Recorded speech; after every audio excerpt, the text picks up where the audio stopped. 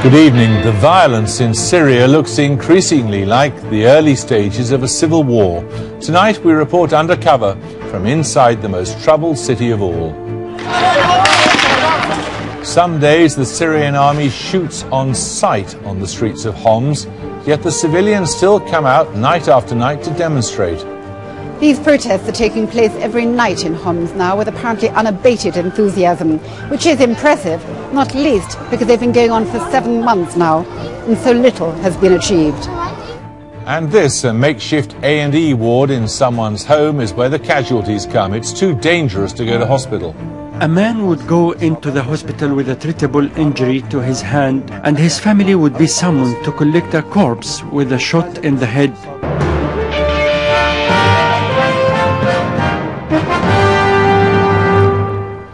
Syrian government troops killed at least 20 people in the city of Homs today. At least we're told by local activists they killed at least 20 persons. There is no way of checking because the regime there won't let in independent witnesses. President Assad's mouthpieces claim that the only violence in the country is coming from so-called terrorists. But the unrest seems especially acute in the city of Homs. So our reporter Sue Lloyd-Roberts smuggled herself into the country in defiance of the ban to find out firsthand what's happening. Now, as you're not supposed to be in the country, how do you get in? Well, I don't want to give away too many secrets, but I was lucky enough to link up with a very intelligent and brave group of activists who, by using a number of cars, various disguises, traveling a lot at night, a lot of tall stories at army checkpoints, managed to smuggle me into the city of Homs. It was a very impressive operation, and if these activists were able to win the Syrian revolution by virtue of their cunning and intelligence alone, they deserved to. But as you know, all the protesters are determined they're going to keep their demonstrations peaceful, and it's so far mostly only the Syrian army that have the weapons. I've been talking to members of my network in Homs tonight, and the situation appears to be really dire. They're talking about more than 20 fatalities, although that has yet to be confirmed, and the use for the first time of helicopter gunships. So things are deteriorating, but this is what I found.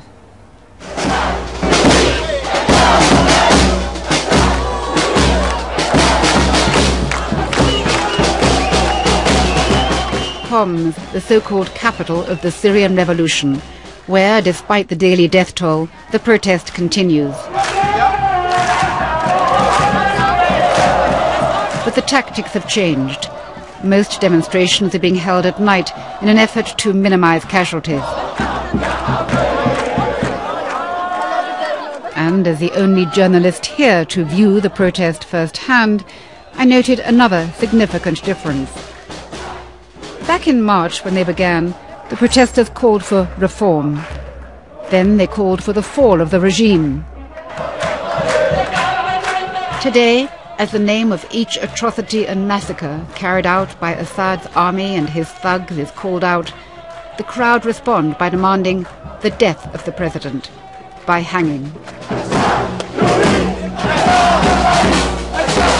These protests are taking place every night in Homs now with apparently unabated enthusiasm, which is impressive, not least because they've been going on for 7 months now, and so little has been achieved. But this, I'm reminded, is not the point.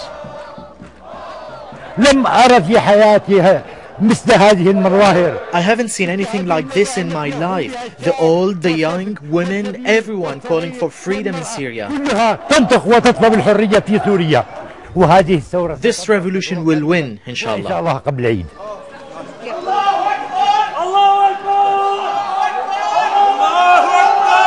I'm told to run as shots are heard, and soldiers are seen at the end of the street. We should hide because when the security forces attack, the first thing they are looking for is the camera.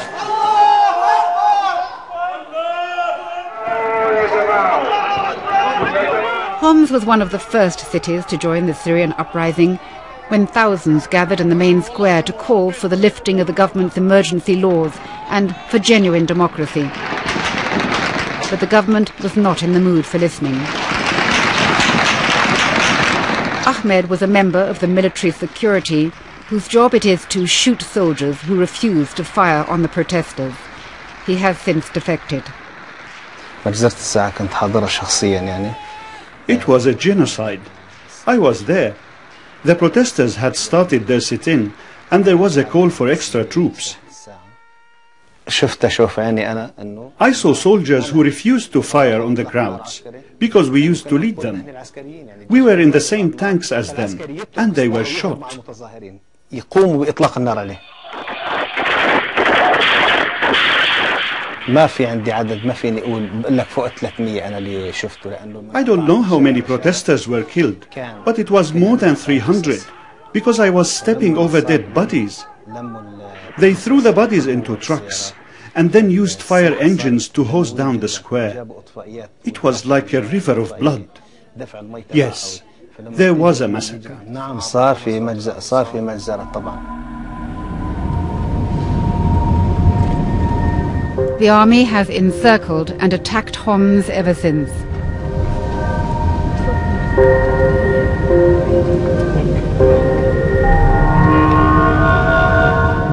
I was taken on a tour of Baba Ama, one of the most besieged parts of the city. Look at this, look at this.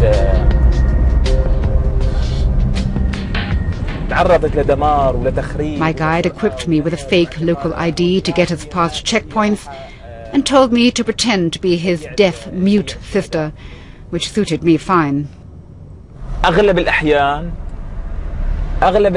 Most of the time the city is under attack. Mothers can't even go out to buy bread or milk for their children. People are hiding in their houses. They can't go out. Buses are used to transport the army. Even schools are attacked, and they are using some of them as prisons for the protesters.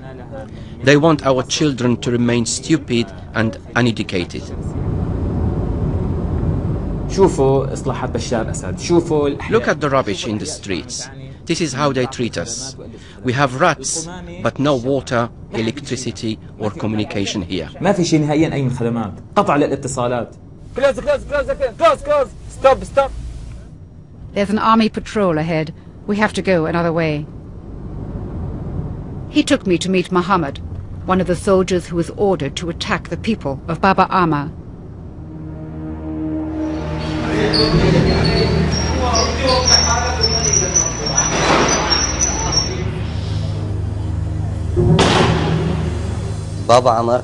When it came to Bab Amir, we were ordered to kill everything that moved, everyone who was walking in the street. There were children.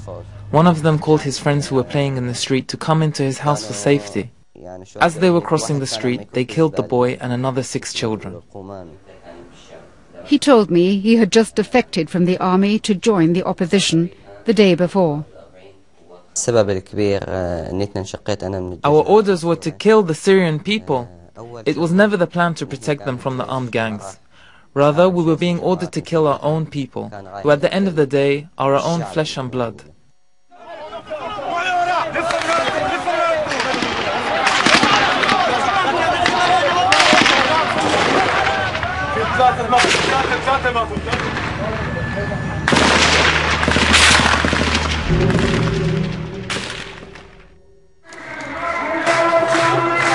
With the city in virtual shutdown, there's nowhere to go. No wonder angry people spill out onto the streets at night. At another demonstration the next evening, there'd clearly been tipped off that the BBC was in town. The posters were all designed for an international audience and expressed fury at Russia and China's refusal to back a UN resolution against Syria and for continuing to supply arms to a murderous regime. Members of the Revolutionary Council of Homs may look as if they're taking an exaggerated approach to their anonymity, but it is understandable. Is Syria now close to civil war? The regime is trying to push us to be involved in civil war, but it will not succeed. We are aware enough of this risk.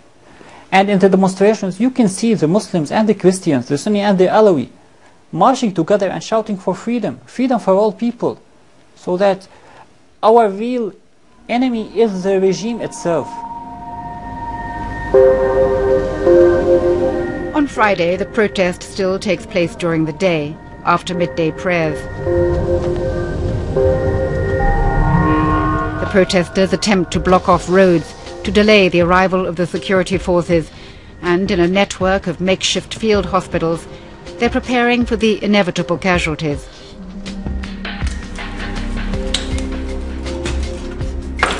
Doctors have been arrested and tortured for helping gunshot victims. The normal thing would be to take the injured with gunshot wounds to the hospitals. To our astonishment, we found that when we did that, the injured were either arrested or killed. A man would go into the hospital with a treatable injury to his hand or to his leg, and his family would be summoned to collect a corpse with a shot in the head or in the chest.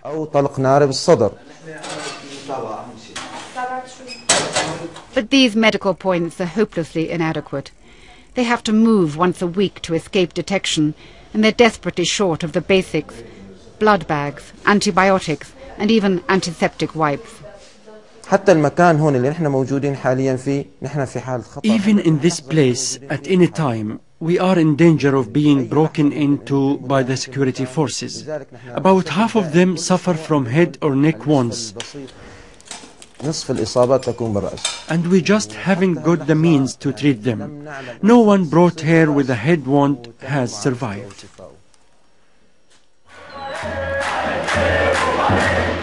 That day at the Friday protest, always the bloodiest, his worst fears were proven. Security forces shot at men as they tried to leave the mosque to join the demonstration.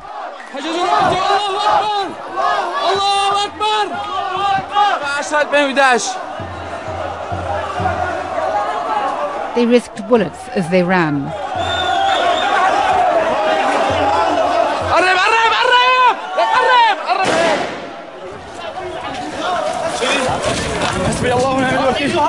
Two men suffered severe head injuries and were rushed to the field hospital.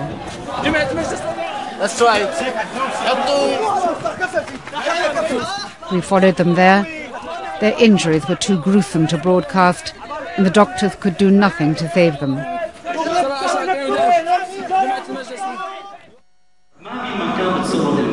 They were buried the next day. A day in which another 13 were killed in the city. Homs may boast the title of the capital of the revolution, but it has cost them dear. Of over 3,000 deaths in the Syrian uprising so far, and many believe it has been much more, nearly half have been from Homs.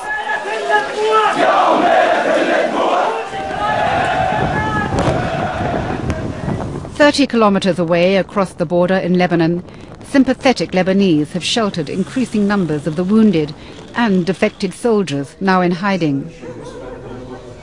Tens of thousands of soldiers are now believed to have left the Syrian army. Those who can have grouped together to form what they call the Free Syrian Army. Amer fled when ordered to shoot on unarmed demonstrators. The Free Syrian Army are people like me. It's a virtual army, not a real army, as you may say.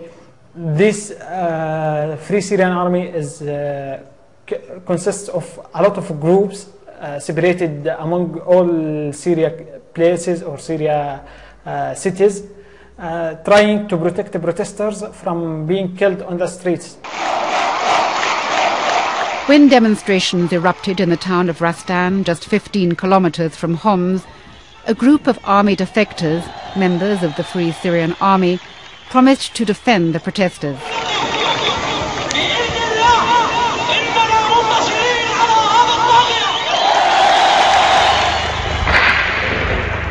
They held out against government forces for a week before the Syrian army quashed the rebellion. The rumor is that the survivors among the new army are regrouping and preparing to defend Homs, a possibility which the leaders here welcome. The demonstration part of the revolution will continue peacefully. But on the other hand, the operations of the Free Syrian Army may increase more and more to protect the people. So we have now two lines going together simultaneously, the peaceful demonstrations and the operations of the Syrian Free Army. And the basic duty of the army of any state is to protect the people. We will win, of course. We see the victory in the eyes of the kids, women, elders, and all the young men marching every day in the demonstration.